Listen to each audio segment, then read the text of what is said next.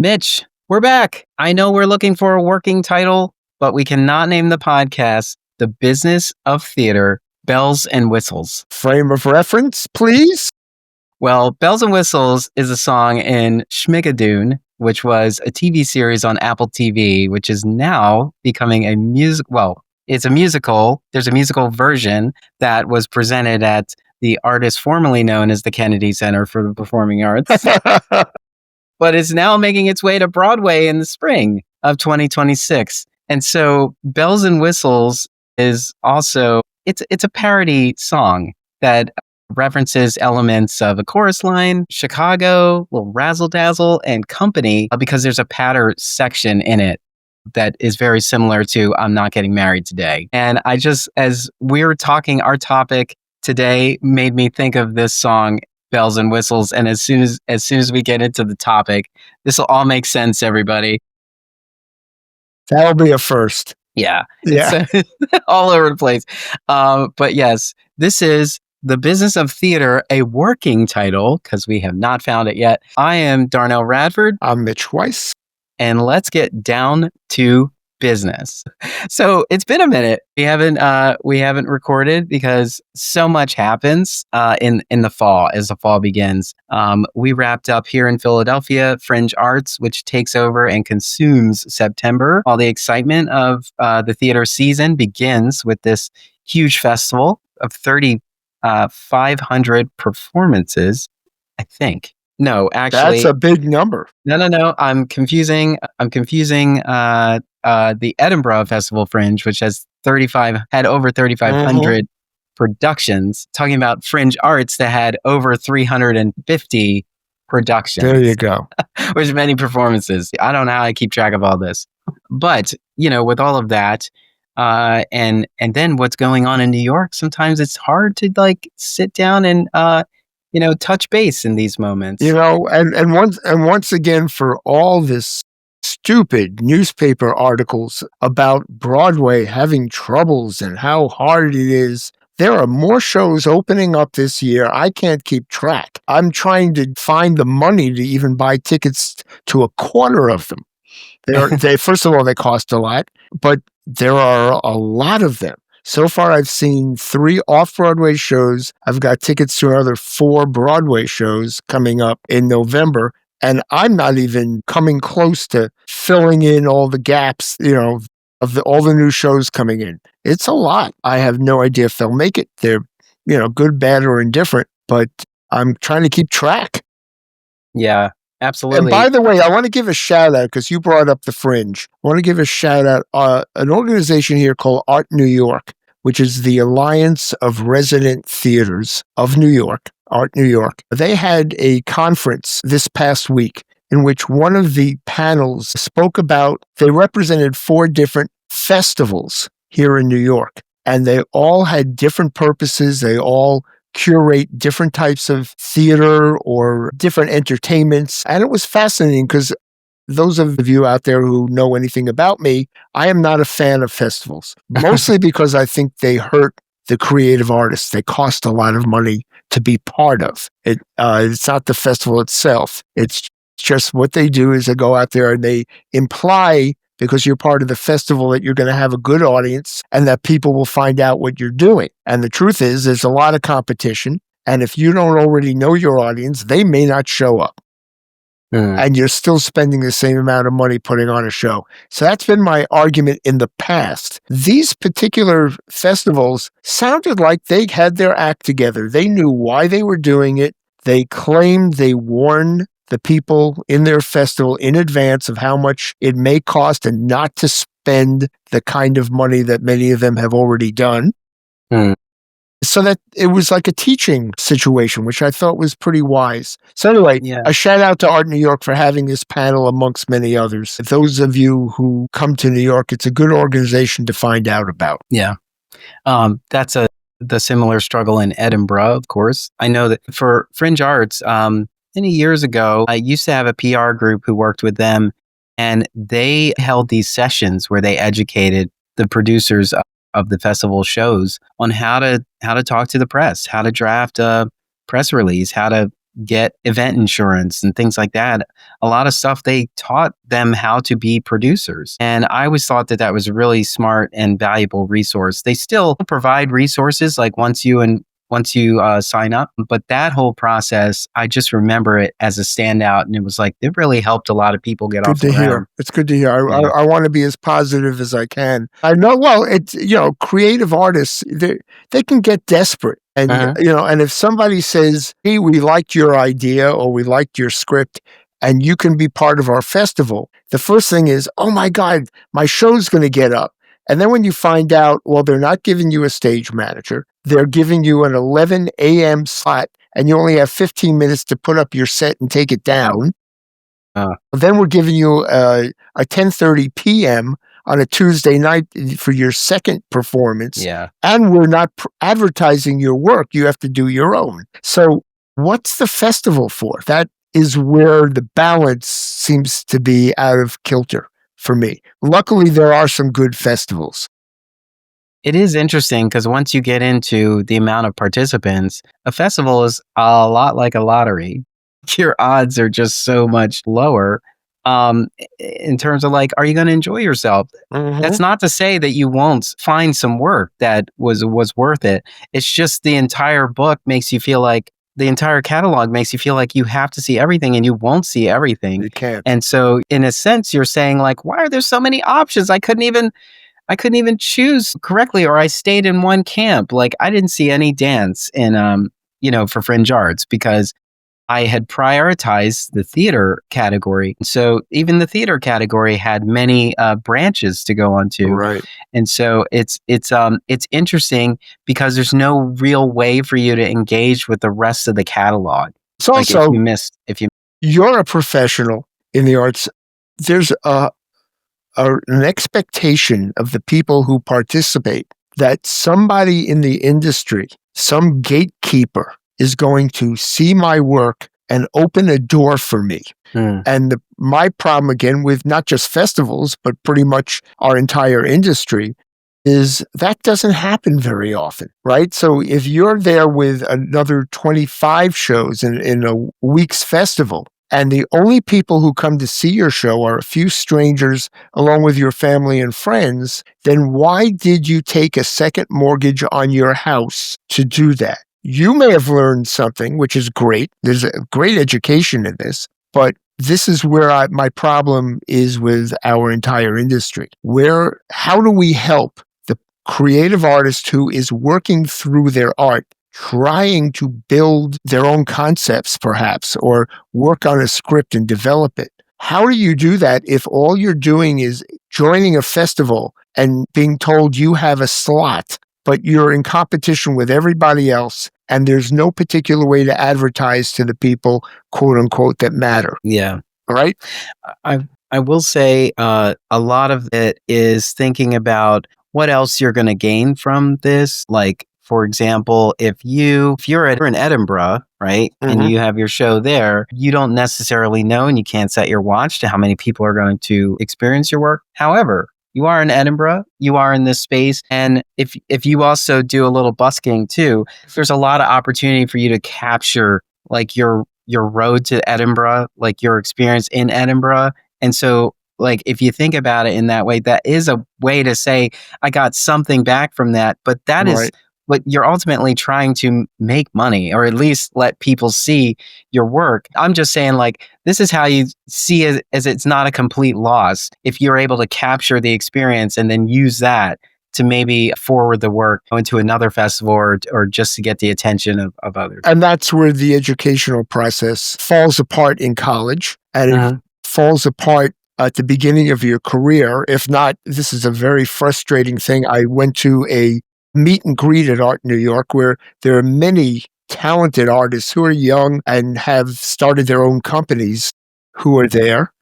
And I was talking to a gentleman in his late 50s who was a member. And by the way, most of the members of Art New York are theater companies. They are off-Broadway theater companies. But individual members are allowed, there's a different category. And this man walked around asking everyone to read his script. Well, I don't want to read a stranger's script. I have enough trouble reading all the scripts that are sent to me by people I know who I know are good writers. And here's a guy, and I felt bad, but it's not my job to let a stranger walk up to me and say, read my script. He doesn't know if I have good taste. He doesn't know what I can or cannot do. And I felt bad, but his expectations of what he was going to that meet and greet for were wrong. That's not what it was for. Literally, other people I just met and found out what they're about, and it was fascinating, and I will perhaps trip over them in the future, right? And that's really what a meet and greet is for. It's not a job interview. Yeah. But then a festival is not a stepping stone to Broadway. It every now and then one show out of thousands may find a producer. So it may happen, and there are a few shows that happen. But when you say there are 3,500 shows at Edinburgh, right? Come on. Yeah. One every 5 years gets beyond that. And who knows if more than 12 people show up to see your show after all that money that you spent getting to Edinburgh. Yeah. And there, especially because, Fringe Arts has adopted this as well, where we used to call it neighborhood fringe, and it's still called that, but there's a series of hubs. Like there are organizations who house a handful of the productions. And it's like that in Edinburgh too.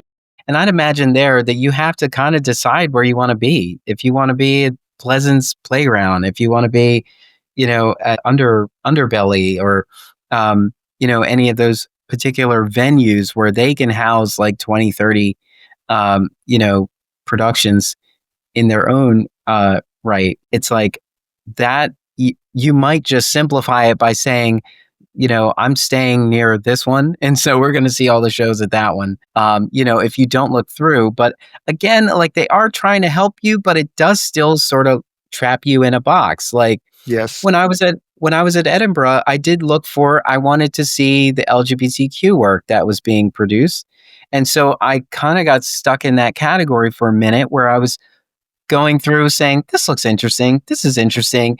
But if I had stayed there, I wouldn't have had a good mix of things, right. So I had to sort of jump around. And so it is tricky. You do have to plan in advance. Like if you are going to Edinburgh as a spectator, a consumer of art, it is sort of a job to kind of iron out what your itinerary is going to be. And isn't it funny? Here we are, I'll speak for myself, complaining that there are just too many shows to see, right? Yep. Oh my goodness, Broadway. I don't know, I'm going to get to see even half of them this year. How horrible the situation. Good problem to have. Yeah, really. I feel that way about presenting organizations like the traveling shows. It's like, if I missed it last year, it was a hit. It'll be back. I'll come see it again. You can't consume everything. I don't know if it's like, there's something to be said about wanting to, though. Are there enough people who just want to see everything that can keep us afloat? Or is the fact that is so overwhelming? Some people find that exciting, but some people find it so overwhelming that they just give up. And they're like, I can't. I'm not gonna entertain any of this because there's too many options to consider. Yeah, as they say, it's a horse race, right? Yeah. Recently, the other thing I feel bad about, I know I sidetracked our conversation already. I don't want to name it because I don't want to badmouth it. I went to a new off-Broadway show in previews at a wonderful theater company. So the theater company I will support every day. But I went to a preview, and this show was badly written. The production's always good. You have good actors. It's a nice set design. The lights are professional. But basically, the show did not work. And they were making, according to the associate artistic director who I know, he said they're making lots of changes every day. Well, good for them. And who knows, by opening night, maybe they'll save it. I don't see how, because when you have a premise that just doesn't grab you, and the dialogue just doesn't grab you, it's like you can reorder things, you can edit down. I'm not sure, and I hope I'm wrong, but the exciting thing is, if I don't see something like that, how do I appreciate the exciting things? Right. Yeah. And that's an excuse that I can only make because I see a lot of shows.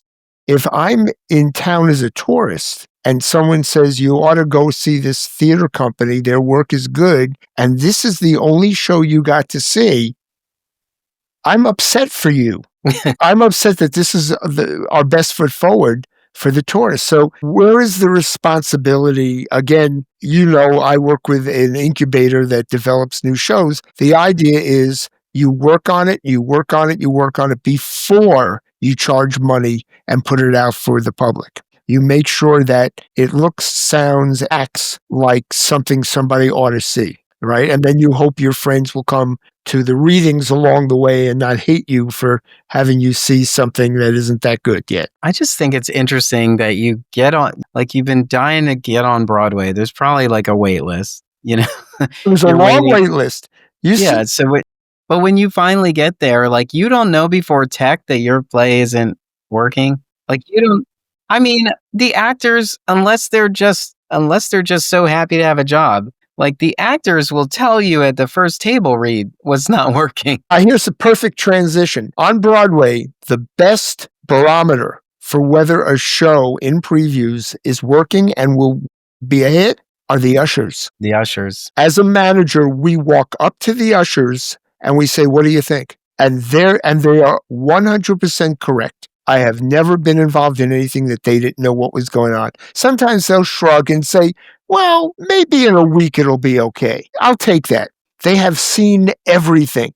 And even if they are not creative artists in their own right, they just feel it. You can sense something coming across that fourth wall of the stage. Speaking of which, ushers, see, the new equity, this is a bad transition. I apologize. No, it'll work. The new equity contract, which was just ratified, has what I consider to be a very important change in it. It just recently reported at the New York Times. I haven't read every detail because I haven't put the new contract out for us to read yet. But up until now, when an understudy goes into a show for a performance, it is required the producer and manager must, no ifs, ands, or buts, they must do 2 out of 3 things. They must list their name in the lobby as going on for somebody else. They have to put a paper insert in the program stating they are going on for somebody, and or they can go and make an announcement. The stage manager can make an announcement over the PA from the stage saying, "Tonight, the role of blah, blah, blah is being played by." They can do any 2 of those 3. Well, the new code says they don't have to do that. They can put they don't have to do the inserts. They can put a QR code in the program. And if you look at the QR code, you'll find out who's understudying. But if you don't look at the QR code, you're not going to know. Yeah. I've got the article here. It says a little notice provision in the tentative contract agreed to this month between the Broadway League and the Actors Equity Association makes those inserts, stuffers in industry parlance, optional. The deal, which was approved by equity members, allows shows to announce most cast changes through QR codes printed in playbills, along with either a verbal announcement or a cast list posted. Still at a 2 out of 3. But yeah, the key to this is the ushers, because the ushers who do not make a lot of money, and these are wonderful people dealing with the obnoxious audience. And by the way, if you're not an obnoxious audience, don't think that they get away with it. There's always somebody in every audience that you want to kill. So they're the ones who deal with them face to face. And they make very little money, but they get a bump in salary when they are required to put inserts in a program.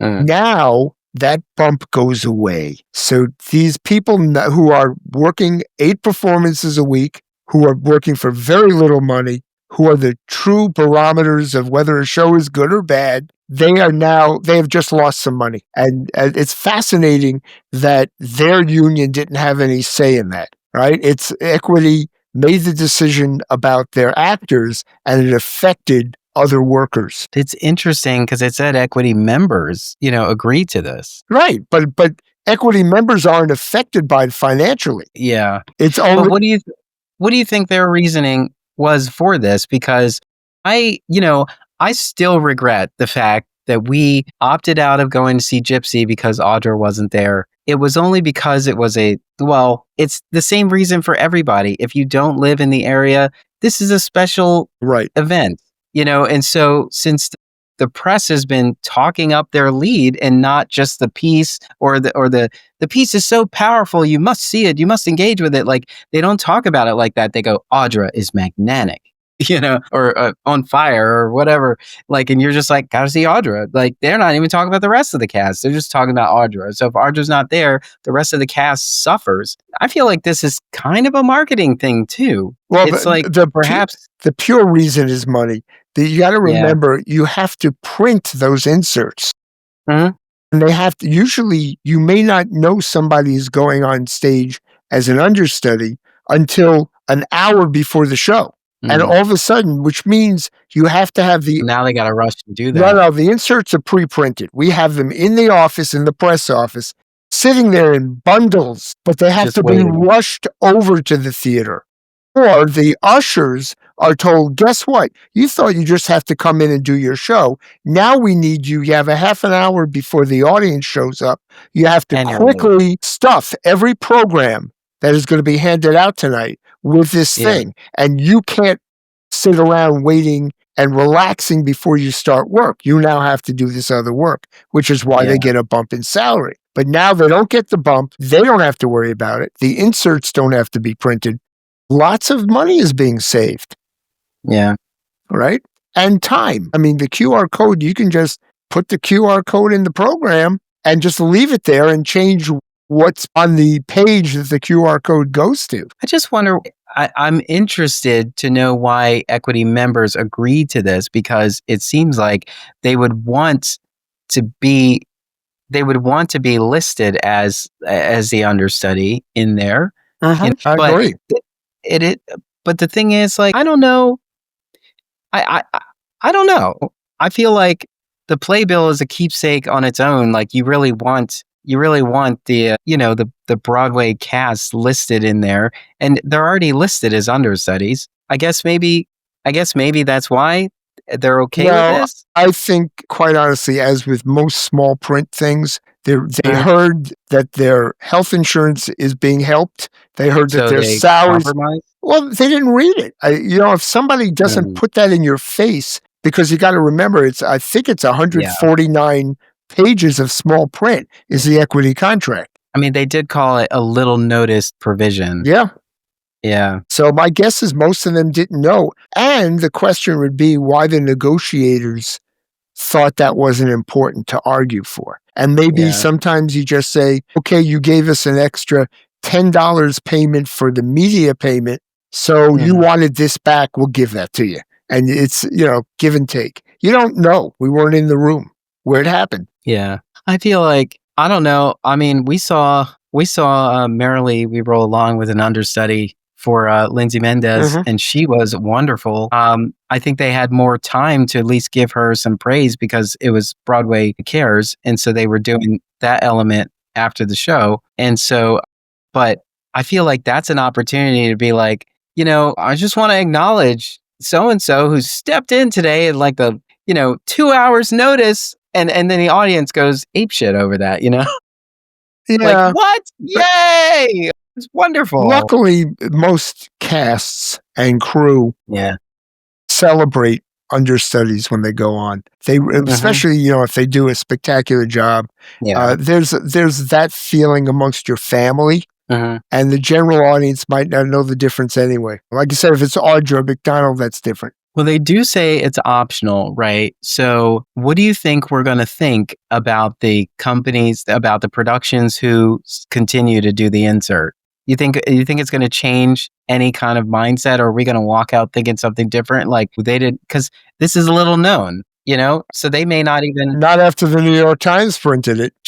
But do you think most theater goers who are going to sit in there go, they took out that insert? They call them stuffers.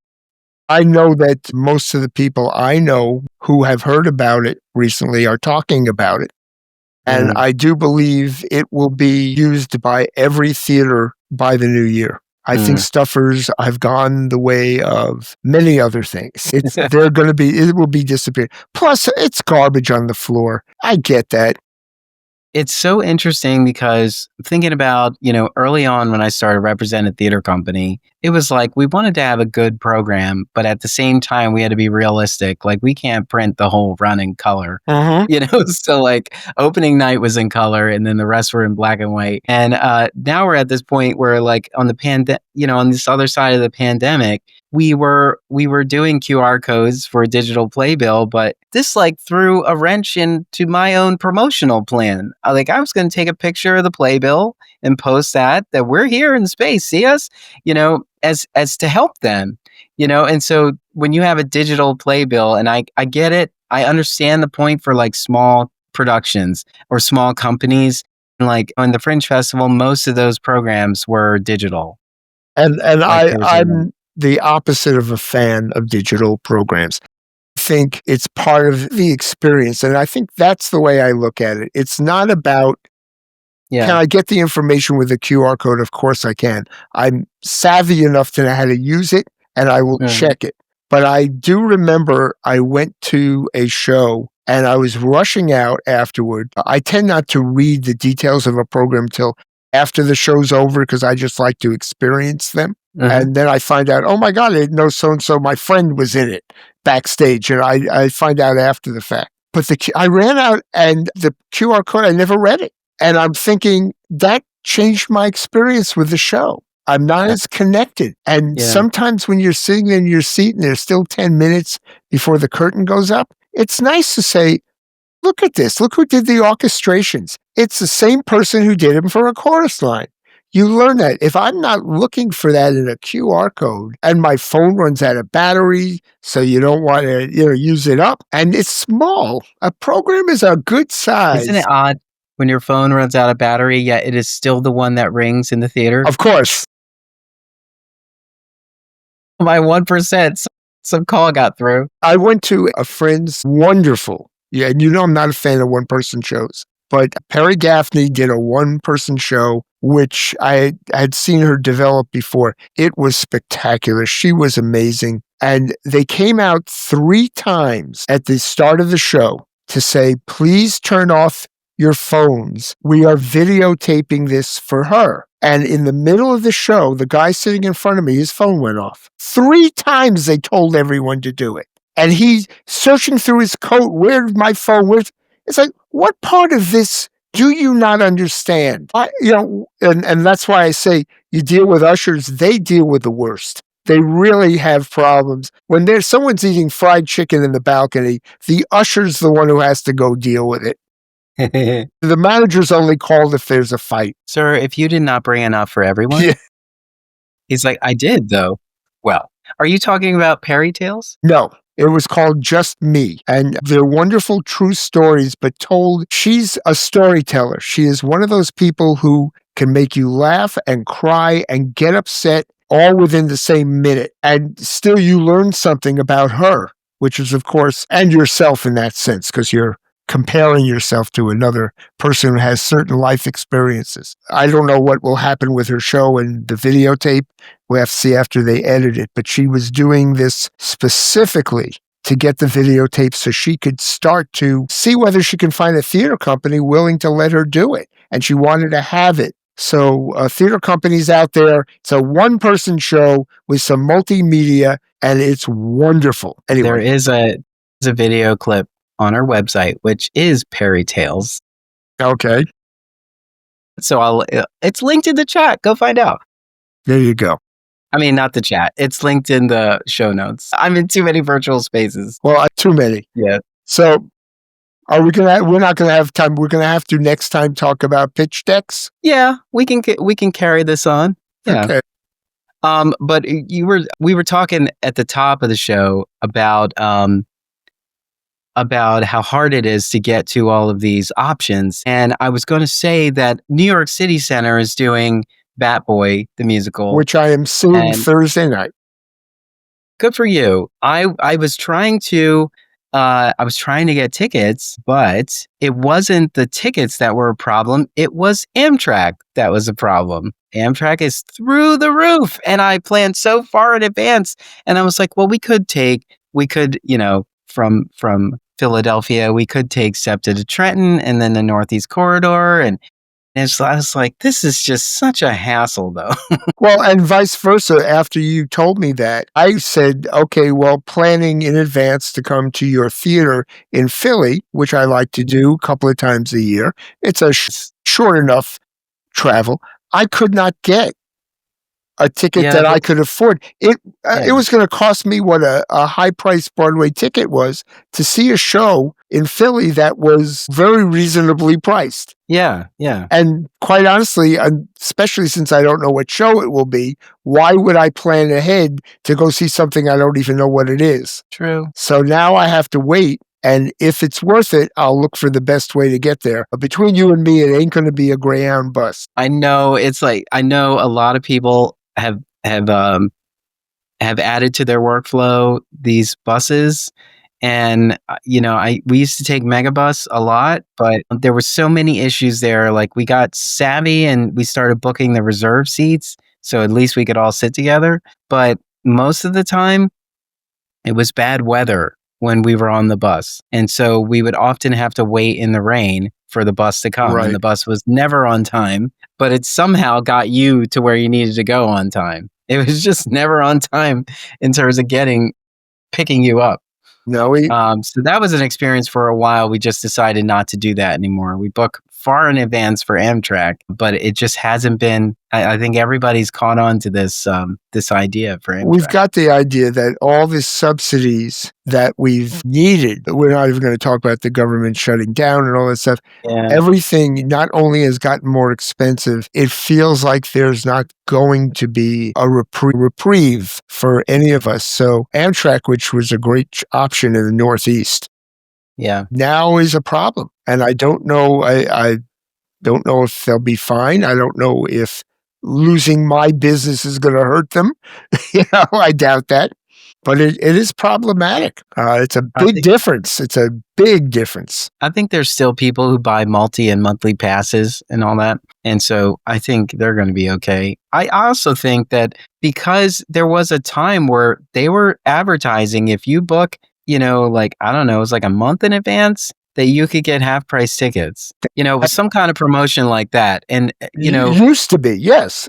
Yeah. They got the numbers up on all the people who were doing that. And I will admit, there's a part of me that's a tiny bit bougie when I'm on an Amtrak train because, the chaos of the Northeast Corridor, particularly as it pertains to New Jersey Transit, wasn't the same.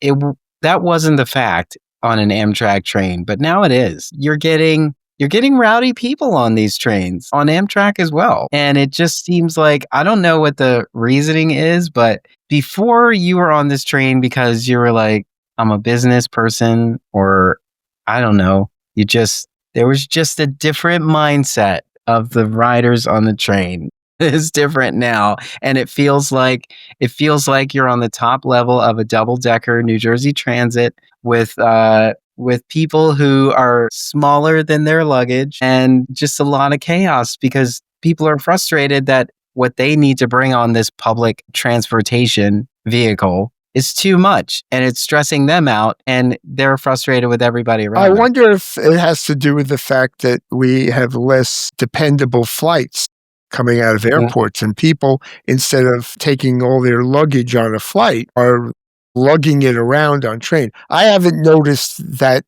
experience on Amtrak personally. We make a point of never getting on the train behind someone with luggage. There you go. They will always hold you up, and 10 seats get filled before you can get past them. Yeah. Okay. Well, on that note, I'm calling out everybody who brings luggage, big luggage on trains. Well, to just quote our upcoming performance of chess, nobody's on nobody's side. Well, I got to make a point to get tickets for chess. Again, we not a full topic, but I am one of those people. I saw the very first preview of Chess when it first opened on Broadway. And I'll say one thing about it. It was 4 hours and 11 minutes long, the first preview. Now, for those of you who know anything about unions, that's double overtime for the crew and the musicians. The next night, I was told they had cut 20 minutes out of the show in one day, because who can afford 4 hours and 11 minutes? You can't. There's no show. You couldn't charge enough. Literally, it's like double time for everybody just because you went 1 hour over. So at the same point, it was not a good show. And my friend who did see the Michael Bennett version of Chess in London before it came to New York, Michael Bennett, who's the director choreographer of A Chorus Line and Dreamgirls and Promises and Follies and on and on and on. He directed and choreographed the original production in London, and then died before the show had its premiere in London. He was ill during rehearsals. Therefore, they could not use his choreography or his direction when they brought it to New York, because he owned it and no one had processed the will or who's in charge or whatever. So they brought it to New York with a different director, Trevor Nunn, who had done Cats. And Trevor Nunn totally revamped the whole thing. They rewrote the script before it came to New York. So now what I saw I have no idea what it was in London, except my friend told me it was brilliant. So we went from brilliant to, oh my God, this is 4 hours and 11 minutes, and it doesn't make sense, even though the music's spectacular. So I'm very interested in seeing this new revival and if they've been able to save any of it. Yeah. I'm going to clock that as your one singular sensation. That's good for you. That's perfect. Thank you. What's yours? Yeah. So my one singular sensation is the movie Blue Moon. Blue Moon was written by Robert Kaplow. It was directed by Richard Linklater. And it starred Ethan Hawke. Who doesn't look anything like Ethan Hawke. No, Margaret Qualley, Bobby Cannavale, and Andrew Scott. It's one evening, March 31st, 1943, legendary lyricist Lorenz Hart confronts his shattered self-confidence in Sardi's bar as his former collaborator, Richard Rodgers, celebrates the opening night of his groundbreaking hit musical, Oklahoma. And I did not know what to expect when we saw it. I mean, when we sat down, my partner Matthew was talking about it, and it was barely playing in the area. Like we had to find a location for it. I think there's more screens on it now, but it literally takes place at Sardi's bar. Which I'm told they recreated in Scotland or somewhere in Europe. They could not use the real Sardi's, but to an inch of its life, they said they recreated Sardi's restaurant. I was wondering that because I've never been inside. You've never been to Sardi's? No, I haven't. Next time, I've walked past it. Next time you're here, I'll take you. Okay? Great. That's a date. We'll go. I think Ethan Hawke did a great job with this performance, and I'm in love with Margaret Qualley. Anyone who is going to movies these days may have seen the movie Honey, Don't, and Margaret Qualley was in that. Very good. Bobby Cannavale, he is just good in everything. Yes, he is. Most recently in Only Murders in the Building this last season. And he's currently on Broadway in Art. Yes, absolutely. And Andrew Scott, who I'm just in love with. I love Andrew Scott. Yeah, he's been all over the boards too. And he plays Richard Rodgers in this. Yeah, so that's my singular sensation. We saw it, enjoyed it. I didn't know what to expect. But then after we watched it, I was like, of course we came to see this. Of course we saw this. But yeah, all right. That was it. Is there anything else we want to say before? No, except that Broadway is not dead. No, it's Theater is not dead. No, it's not. And for those of you out there who just want to be part of it, don't give up. It's worth it. It's just a wonderful place to work, to be entertained. Just please marry someone rich so you can afford the tickets. What